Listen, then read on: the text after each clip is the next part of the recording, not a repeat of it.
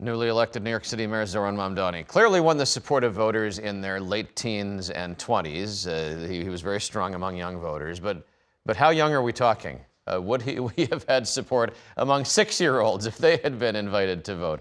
His campaign and his walks through the city have inspired a new children's book, which is called, appropriately, Zohran Walks New York. In the book, Mamdani explores the city from going to a Mets game at Citi Field to his polar bear plunge at Coney Island. The illustrator has celebrated the way that the city has unique places that make New York a one-of-a-kind city. All right, I'm going to do my best grade school teacher voice say. So we've got this page here. It says, "This is where you come to do hard things. The icy waters of Coney Island." And then the next page, "And this is where you come to share joy, on the subway to somewhere special." And we have Mamdani and his wife Rama there. Millie von Platen is the author and illustrator behind this playful children's book, joining me down to talk about the book. Something you did not coordinate with the campaign, right?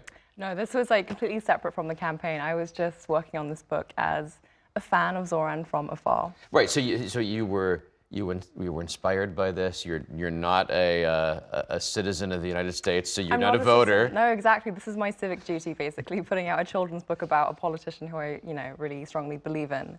And the thing that I like about this book, or that I was thinking about when I was making this book, was that I wanted to make sure that it was a love letter to New York City. Like, I've been here now for 6 years, and I feel like I'm still figuring out so many new things about it. I'm still very curious about the place, and I know New Yorkers who've been here for decades who feel the same thing.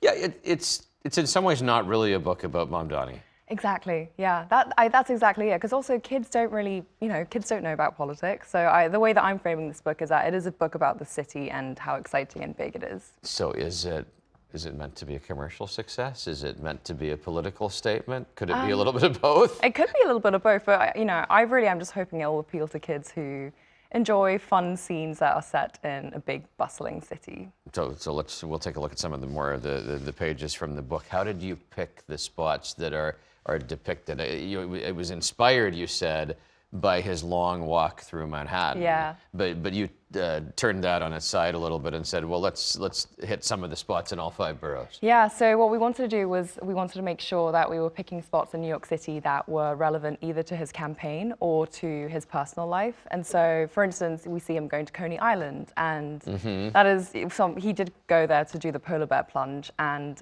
he did that to kind of demonstrate his commitment to freezing the rent. But then we also have scenes in the book that show him going to like a block party in Astoria, which is where he lives, and catching a bus in the Bronx, which is where he went to high school. So we just wanted to make sure that every place that we were depicting was a place that had some relevance to either his politics or his personal life. So you prepared the book and the illustrations months ago. Yeah. But the book actually published just in the last few days. Just in the last few days, yeah. So was the campaign aware of the work you had done? Have you got any feedback from them? I haven't gotten any official feedback, but I'm hoping that I'm hoping they've heard about it and that they like it. I want to look back into the book for a couple of questions. The favorite illustration, is there one that you're partial to?